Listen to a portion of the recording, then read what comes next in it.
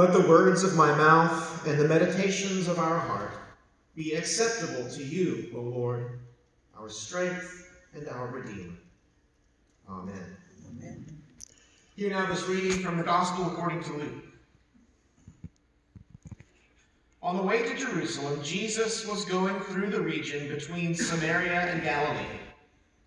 As he entered a village, 10 lepers approached him, keeping their distance.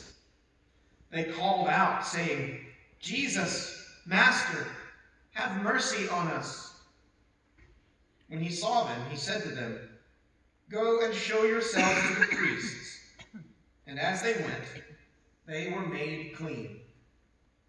Then one of them, when he saw that he was healed, turned back, praising God with a loud voice. He prostrated himself at Jesus' feet and thanked him. And he was a Samaritan. Then Jesus asked, "Were not 10 made clean? But the other 9, where are they? Was none of them found to return and give praise to God, except this foreigner?" Then he said to him, "Get up and go your way. Your faith has made you well." May God add a blessing to the reading and the hearing of Scripture. Thanks be to God. Amen. Fun fact, last year there were about 175 newly reported cases of leprosy in the United States. And in each case, the likely cause was contact with a strangely cute little armored animal that we Texans know and love, the armadillo. That's right, friends. Now, you might be saying, "I know about the armadillo. I know about the armadillo." Oh, come on, folks. Anyway. No Lone Star beer fans here, I guess. But did you know that the armadillo is the only known carrier in all the Americas, North or South America, of the ancient, highly stigmatized disease known as leprosy, or more properly, Hansen's disease, after the man who discovered the bacterium in 1875, making it the first bacteria linked to a human disease. It seems that the humble armadillo provides just the right conditions for the bacteria to thrive and grow. Now, the bacteria which cause leprosy are weak and fragile, and the armadillo's body temperature is sort of a Goldilocks condition, right? It's not too hot, not too cool, it's just right. Now, you might be wondering how the poor little dillo ended up carrying this disease. Believe it or not, biologists think that armadillos contracted leprosy from humans. That's right. About 500 years ago, Europeans brought leprosy with them to the Americas, and since then, the little armadillo has been the carrier of this disease. Now, pardon me, it's also the case that leprosy is not highly contagious, as it was once believed to be. Now, you don't want to go swapping handkerchiefs with a person who carries leprosy, and don't skin or eat an armadillo, please. No taxidermy there. As long as you avoid doing those things, you'll probably be okay. So those 175 people who contracted it last year, don't worry about them. They'll be okay too. Because today the condition is easily treatable. So for us, anyway, leprosy is not a very serious threat. It's more of a curiosity. Not so for the people of Jesus' day. It was a dangerous and dreaded disease. It was also very common. So common, in fact, that there was a prescribed social order for those who had the disease. If you had leprosy or some kind of skin disease, there was a specific spot in society for you. That's how common it was. There was also a religious order as well. The book of Leviticus spends whole chapters teaching priests how to identify skin diseases, how to declare lepers unclean, and how to perform rites of purification so that they could be miraculously cured. Now, there was no cure back then, and the effects of the disease caused victims to be very ill, and it chased them to the grave. As for lepers, it's written in Leviticus 13:45, "The person who has the leprous disease shall wear torn clothes, and let the hair of his head be disheveled, and he shall cover his lip and cry out, 'Unclean! Unclean!'" That was the prescribed social order for lepers. Now, here's the thing. This is odd. Leprosy was not seen as a punishment for sin. It was not seen as a punishment for sin. Instead, it was understood as an inexplicable act of God, which made it even more frightening. If there was nothing you did to deserve it, then there was nothing you could do to avoid it. And so lepers were shunned, not just because their disease was contagious, but because of the pain of the disease and their loneliness, and because of fear, their fear, and other people's fear of them. To catch leprosy was to lose everything in life, everything. And so lepers kept their distance. They were barred from the community, barred from religious life, declared unworthy. They were unclean, outsiders. They had nothing to do with the clean insiders. They lived over there. We live over here. God knows that we feel sorry for them. But them's the breaks, people. Lepers could do nothing to change the social order. They could not work, and so they depended upon the charity of others. They did as they were told. They dressed as they were told. And they did not cross over that line that set them apart from those with unblemished skin. They were obedient. They followed orders, so that even when Jesus came to town, they did not break ranks. They stayed in their prescribed place. They stood at the proper distance, and they said the proper things. "Jesus, Master," they said, calling him by his messianic title. "Jesus, Master, have mercy on us." Now Jesus looked at them, and he saw what everyone else could plainly see. They were riddled with disease, eaten alive by this frightening condition. These men needed all the mercy that they could get. But even Jesus did not touch them. There was no spittle, there was no mud, there was no go wash yourself in the pool, just an order. Go and show yourselves to the priests. And so they did. They followed orders. Obedient as always, these 9 men, 10 men. Now, none of them asked why, because there was only one reason for any of them to go see the priests. The priests were the ones who declared them clean or unclean. They went to receive a diagnosis. Clean or unclean, insider or outsider, member of the community or beggar living outside the gates. So none of them asked why. They knew exactly why. But as they went, they realized that they had been made clean. The numbness faded from fingers. The color returned to hands and faces. The scabs fell away, revealing perfect skin underneath. They were cleansed. And 9 of them obediently followed Jesus, ordered to go see the priests, to have their cures certified, and return to their places in society. But one of them did not do as he was told.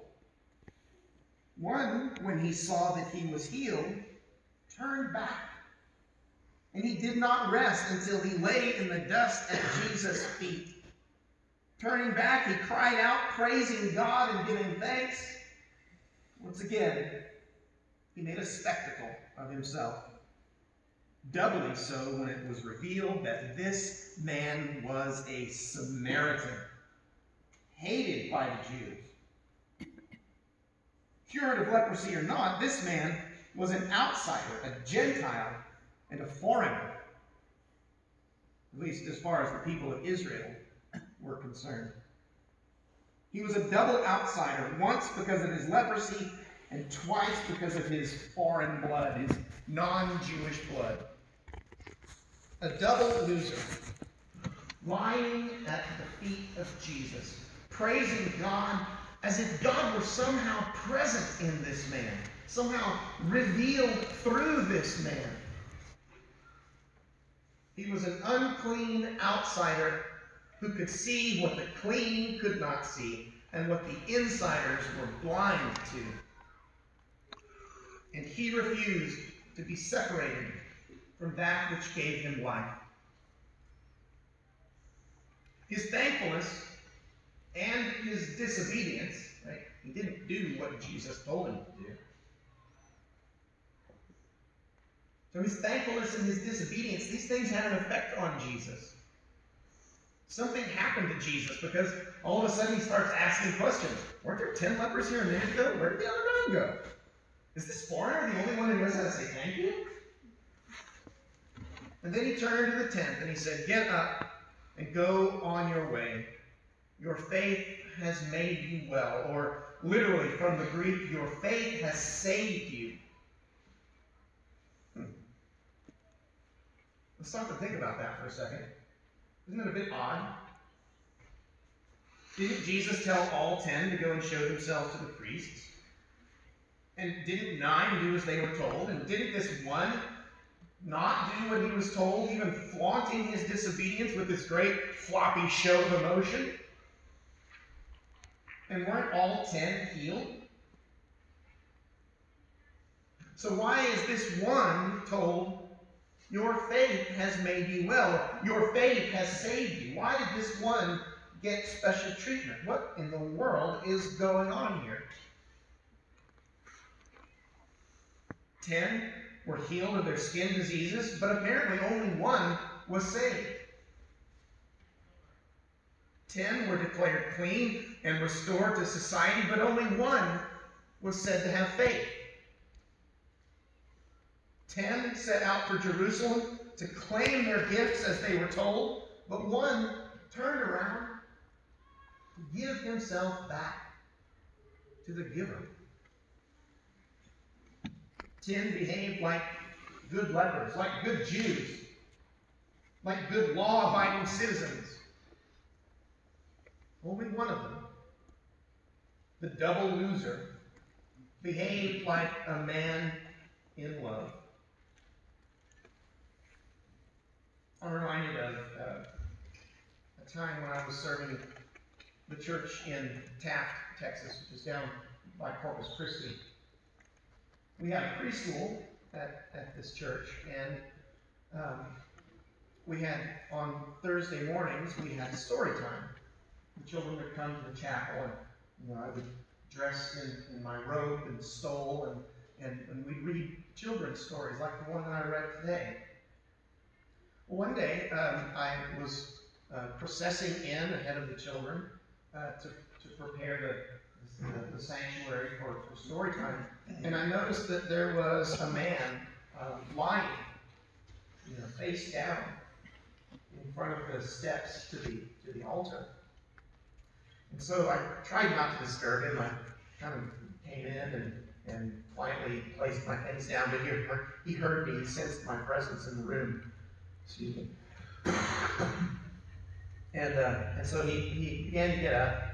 And I said, no, it's okay. You're welcome to stay here and pray with us. I wonder if you might take a seat in a pew, though, while we have the children gathered here on the steps. And so he did. He moved to the back of the sanctuary, and he sat, and he listened to the story. And I assume he prayed with us. But when I was done praying, I looked up, and the man was gone. And I always wondered, what happened to that man? Where did he go? I never saw him again after that. The man sat down in a pew, and we had our story time. Like obedient children, we did what we were supposed to do. But the man never came back, and I often wonder what happened to him. Now, what has become apparent to me since then is that this man showed me something. This man was in love with the Lord who had saved his life in some unimaginable way. He was there laying on the floor in that church in order to say thank you to God for setting him free from something, I don't know what. That man knew how to be in love with God. I think that's something that we struggle with. I think we know how to be obedient to God. I think that part is easy, following instructions, doing as we're told. But do we really know how to be in love with God, to show God how thankful we are? That bit, that seems a little more elusive. Jesus called it agape, the kind of love where you put the needs of others ahead of your own needs. See, it's not an ability that we can command, right? Like, who can do drywall? That's an ability you can command. You can do drywall when it's time to do drywall. I can play guitar. When it's time to play guitar, I can pick up the guitar and I can play it. I can get up in front of a crowd and I can speak when I'm called upon. But if someone says, okay, be in love, how do we do that? How do we do that? That's not a skill that we command, like dancing. Right? It's something more elusive. And so we do what we know how to do. We do it as well as we know how. We read our Bible. We say our prayers. We go to church. And there's nothing wrong with any of that. It is that kind of rule-following obedience which has kept the church alive for millennia. That's discipleship. But I often feel like I'm one of the 9, doing as I'm told. But it's that 10th leper, the one who was double cursed. Think of someone in our society today that would fall into that category of having some kind of thing that sets them apart and being a foreigner. Think about how hard it must be for those folks.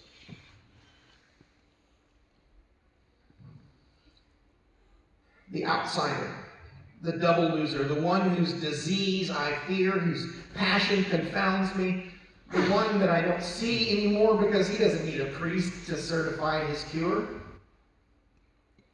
Where are the 9? Jesus asks. But we know where they are, don't we? They are here. We are them, the obedient ones. Where is the 10th? That's what I want to know. Where's the one who accepted his life as a gift and then gave it back again? The one whose thankfulness came from so deep in his heart that it turned him around, it changed his direction, it led him to Jesus, and it saved his life. Where is the disorderly one? The one who failed to go along with the crowd, the impulsive one who fell on his face in the dirt, the fanatical one who loved God so much that obedience was beside the point. Where did that one go? Not that I'm likely to go after him. That's risky business. That gets people mad at you when you do that. It's safer. It's safer to just stick with the 9. We know the rules. We know who does what. We're the ones who follow instructions. We're the ones who keep the doors of the church open. But where's that other one, that missing one? The one who turned back, the one who was turned off or turned away or turned against. Where did that one go? Friends, let's get out there and find them. Get up and go on your way. Your faith has made you well. In the name of the Father, and the Son, and the Holy Spirit.